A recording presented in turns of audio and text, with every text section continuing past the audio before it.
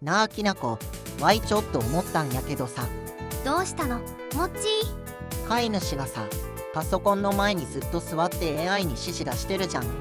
あれ、スマホからできたらめっちゃ便利じゃない？お布団の中からコーディング指示とか、最高やん。もっちそれ実はもうできるようになったんだよ。え、マジ？もうできるの？クロードコードにチャンネルズっていう新機能が追加されたの。テレグラムやディスコード、iMessage から直接 AI に指示を送れるんだよ。めっちゃすごいやん。スマホで AI にコード書かせられるん？そうなの。しかもセキュリティもかなりしっかりしてるんだよ。へえ、でもスマホから指示して大丈夫なの？セキュリティ的に心配なんだけど。いい疑問だね。今回はその仕組みを全部解説するよ。おう、楽しみ。じゃあ早速行ってみよう。きなこもっちーのテック深掘り。今回はクロードコードチャンネルズを徹底解説するよ。よろしくにゃ。まずクロードコードチャンネルズがどういう機能か説明するね。一言で言うと、チャットアプリからクロードコードに指示を送れる機能だよ。チャットアプリって LINE みたいなやつ？近いけど、対応してるのはテレグラム、ディスコード、iMessage の3つだね。LINE は対応してないのか。ちょっと残念。まだリサーチプレビュー段階だから今後増える可能性はあるよ。名前のチャンネルズは複数のチャットチャンネルを AI とつなぐという意味から来てるんだよ。なるほど。その名前の意味は納得だね。2026年3月20日にバージョン 2.180 で公開されたばかりなの。出来たてほやほやなんだね。で、それぞれどう違うの？まずテレグラムはロングポーリングっていう方式で通信するの。ロングポーリング？何それ？新しいメッセージがないかずっと聞き続ける方式だよ。シンプルで安定してるの。次にディスコードは Web ソケットで常時接続してるからリアルタイム性が高いの。ディスコードってゲーマーがよく使ってるやつだよね。そうだね。開発者コミュニティでも人気だから相性がいいの。最後に iMessage は MacOS 専用でフルディスクアクセスが必要なの。フルディスクアクセス？なんかちょっと怖いんだけど。iMessage のデータベースを読み取るために必要なんだよ。Apple 端末同士で使いたい人向けだね。設定は Claude.ai の設定画面からチャンネルズタブを開いてトークンを発行するだけだよ。トークンって入場券みたいなもの？そうそう。そのトークンをボットの設定に貼り付けると接続が確立されるの。スマホから指示ってことは夜中にも働かせられるってことやんだ。もっちー、AI を24時間こき使おうとしないの。で、これ使うにはお金かかるの？クロード .ai の PRO 以上のサブスクリプションが必要だよ。API キーだけだと使えないの。なるほどね。じゃあ仕組みの方も教えてよ。ここからはチャンネルズの中身の仕組みを見ていくよ。チャンネルズは MCP サーバーとして動作するプラグインなの。 MCP？ また新しい略語出てきた。モデルコンテキストプロトコル。 AI と外部ツールをつなぐ共通ルールだよ。つまり翻訳機みたいなものを？いい例えだね。 MCP があるおかげでテレグラムでもディスコードでも同じように使えるの。技術的には1っていうランタイムの上でサブプロセスとして動いてるの。サブプロセスって何？メインのクロードコードの処理の中で別の小さな処理として独立して動くってことだよ。パンのことを？ JavaScript を動かすための軽量なエンジンだよ。Node.js の仲間みたいなものだね。MCP はアンスロピックが2024年11月に公開した標準規格で今やオープンソースのルールなの。公開されてるってことは誰でも同じルールで自分のチャットアプリを作れるってこと？その通り。だからクロード以外の AI も MCP を使えばチャンネルズみたいな機能を実装できるの。起動するときはチャンネルズフラグを使うの。コマンド一発で起動するんだ。意外と簡単そうだね。そうなの。ここで一つ重要なポイントがあるんだけど、チャンネルズはインバウンドポートを一切開放しないの。外からの接続は受け付けない設計だよ。外からの接続を受けないってことはハッカーに狙われにくいってことを？その通り。自分からデータを取りに行く方式だから攻撃対象になりにくいの。ちなみにパソコンの電源切ったらどうなるの？オフライン中のメッセージは基本的に失われちゃうんだよね。消えるんか？それあかんやろ。ただしディスコードだけは一部キューイング機能があって復帰後にメッセージを拾えるの。おお、ディスコードだけちょっと賢いんだ。テスト用のツールもあるの？フェイクチャットっていうローカルテスト用の UI があるよ。ローカルホスト8787でブラウザからテストできるの。ローカルでテストできると本番でいきなり変なメッセージを送ることもないしね。なるほどね。仕組みは分かった。でもセキュリティ面がもっと気になるな。じゃあ次はチャンネルズのセキュリティモデルを解説するよ。実は3層構造になってるの。かなりしっかりしてるよ。3層を鉄壁の守りって感じだね。第1層はクロード .ai のログインが必須ってこと。 PRO カマックスのサブスクリプションがいるの。つまり課金してない人は使えないってことか。第2層はペアリングコード認証だよ。初めて接続するとき DM でコードが送られてくるの。2段階認証みたいなものだね。そうそう。そして第3層がセンダー RO リスト。許可したユーザーの ID だけを受け付けるの。厳しすぎへん？知らん人のメッセージは完全無視って。コードを実行できるツールだからこそ厳しくないとダメなの。さらにバージョン 2.181 でパーミッションリレーっていう機能も追加されたの。何それ？パーミッションリレー？ AI がツールを使おうとした時承認画面をスマホに転送できる機能だよ。危険な操作だけ承認リクエストが飛んで低リスクな操作はそのまま実行される設計なの。つまり本当にヤバい時だけ通知が来るってことを。頭いいな。おお、外出先からでも承認できるんやな。それめっちゃ便利やん。ただし注意点もあるの。承認を求められすぎると承認疲労って問題が起きるんだよ。ああ、通知が多すぎて全部 OK にしちゃうってことを。それ Y 絶対やっちゃう。モッチー、そこは真面目に確認しないとダメだよ。あと一つ、iMessage 版にはメタデータスプーフィングの脆弱性が報告されてるの。脆弱性？それ大丈夫なの？送信者の情報を偽装できる可能性があるってことなの。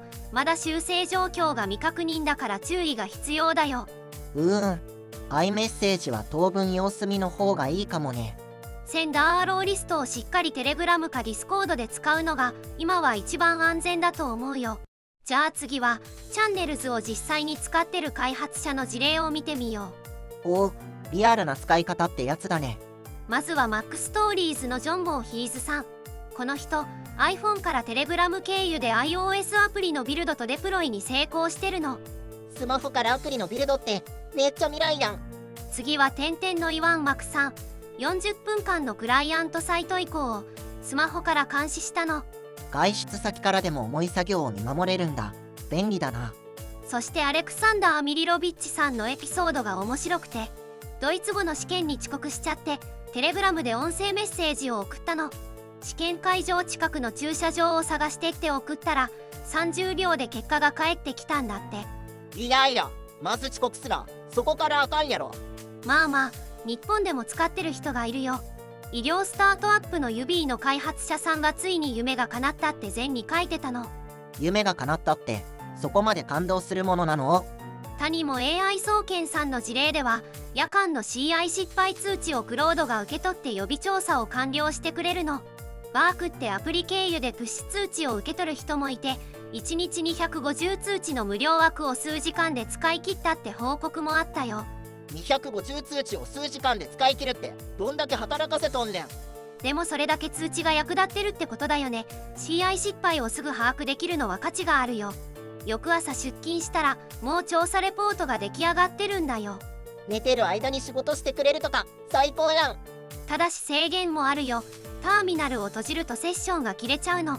オフラインの間に送ったメッセージは消えちゃうし1セッションにつき1つの接続しかできないの。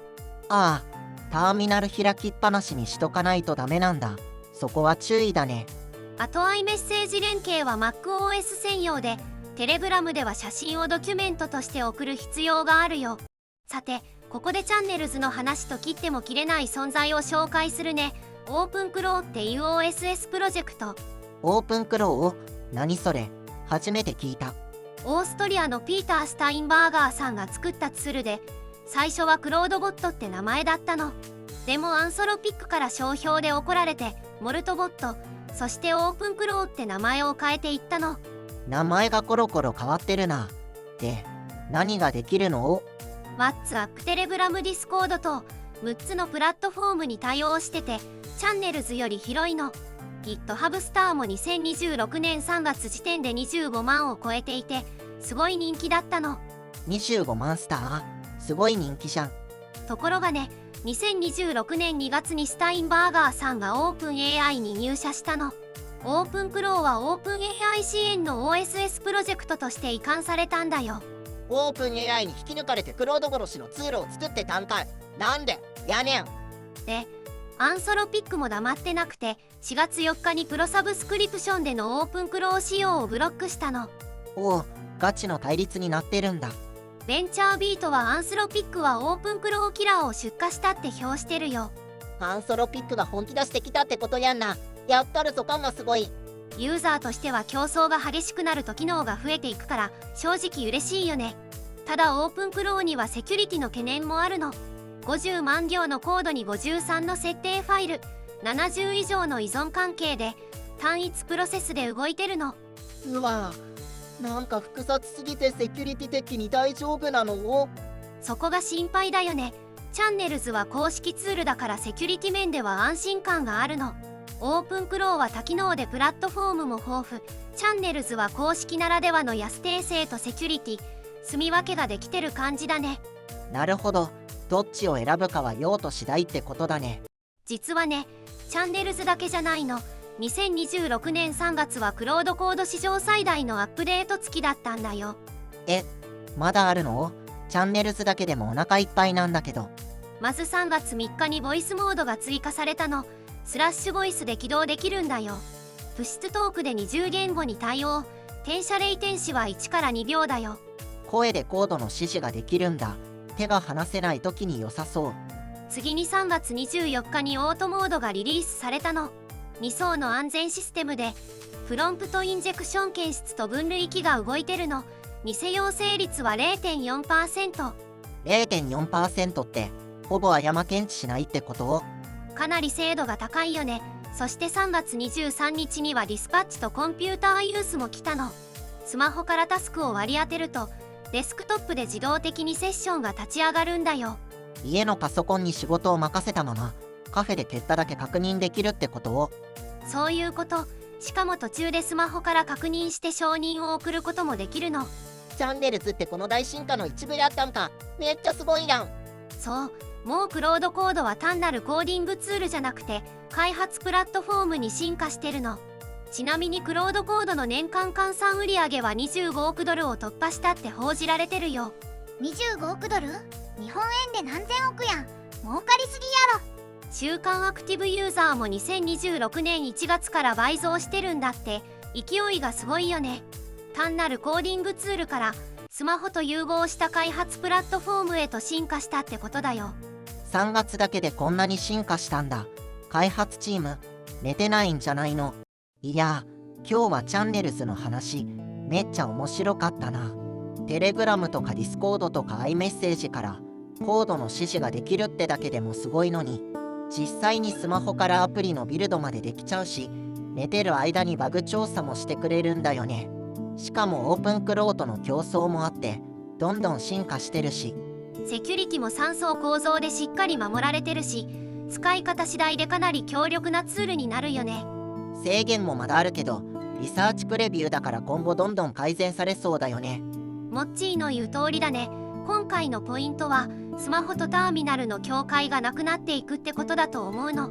ボイスモード、オートモード、ディスパッチ、そしてチャンネルズ、全部が合わさって開発体験が変わっていくよ。パソコンの前に座らなくても移動中や外出先から本格的な開発ができる時代が来てるんだよ。